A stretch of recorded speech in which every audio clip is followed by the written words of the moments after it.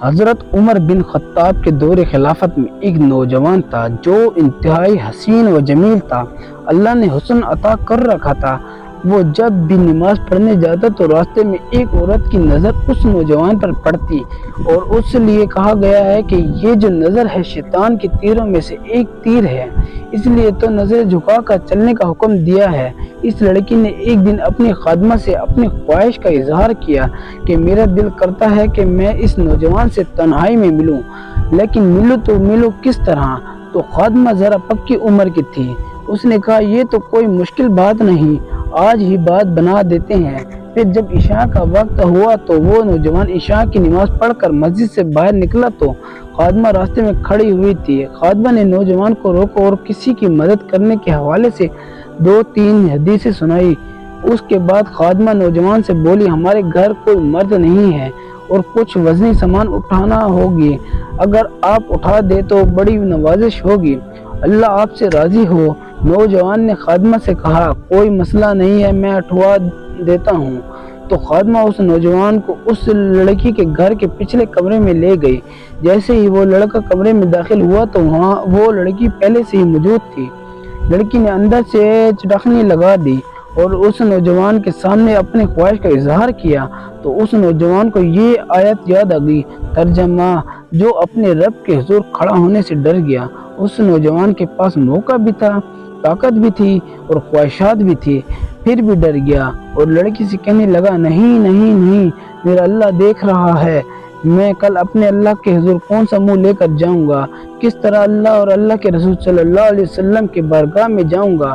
وہ سب کچھ کر سکتا تھا، کوئی تیسرا نہیں تھا، لیکن کیا نہیں، بس یہی کہہ جا رہا تھا میرا اللہ دیکھ رہا ہے۔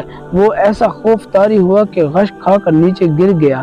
اب وہ لڑکی بھی ڈر گئی۔ آگے بڑھ کر اس نے نبض نہیں دیکھا، زندہ ہے یا شہید ہو گیا۔ وہ سمجھی کہ شاید مر گیا ہے۔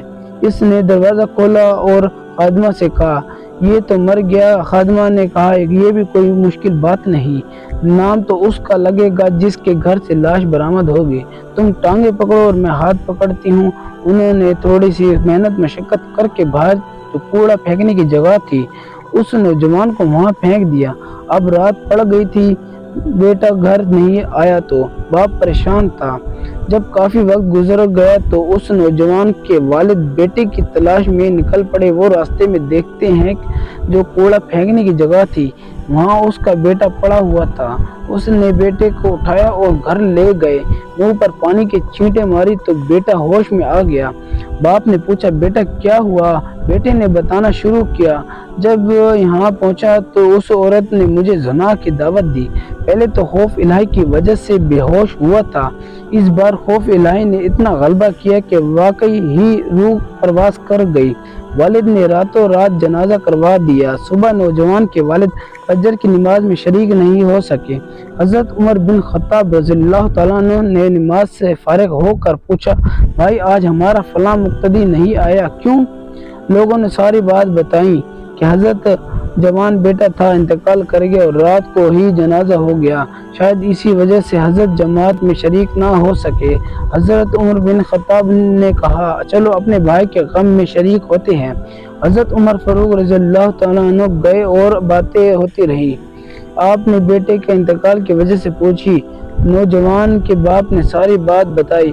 آپ نے فرمایا اچھا تیرے بیٹے کا انتقال خوف الہی کی وجہ سے ہوا تو اللہ پاک تو فرماتے ہیں۔ ترجمہ: جو میرے رب کے حضور کھڑا ہونے سے ڈر گیا اس کے لیے 2 جنتیں ہیں، تو چل پھر مجھے ذرا اپنے بیٹے کی قبر پر لے چل۔ اب حضرت عمر فاروق رضی اللہ تعالیٰ عنہ اس کی قبر پر تشریف لے گئے۔ اس کی قبر پر کھڑے ہو کر اس نوجوان کو باہر سے مخاطب کر کے فرماتے ہیں، اللہ تعالیٰ فرماتے ہیں۔ ترجمہ: جو میرے رب کے حضور کھڑا ہونے سے ڈر گیا اس کے لیے 2 جنتیں ہیں۔ اے نوجوان اب تو بتا اللہ نے تجھے 2 جنتیں دی ہے کہ نہیں؟ قبر سے جواب میں آتا ہے اے امیر المومنین، رب سچا ہے، رب کا رسول سچا ہے، رب کا قرآن سچا ہے۔ میں جیسے ہی قبر میں آیا اللہ نے مجھے 2 جنتیں عطا کر دی۔ سبحان اللہ۔ اگر ویڈیو اچھی لگی تو ایسی مزید ویڈیوز دیکھنے کے لیے ہمارا چینل سبسکرائب کریں اور ساتھ والی گھنٹی نہ دبانا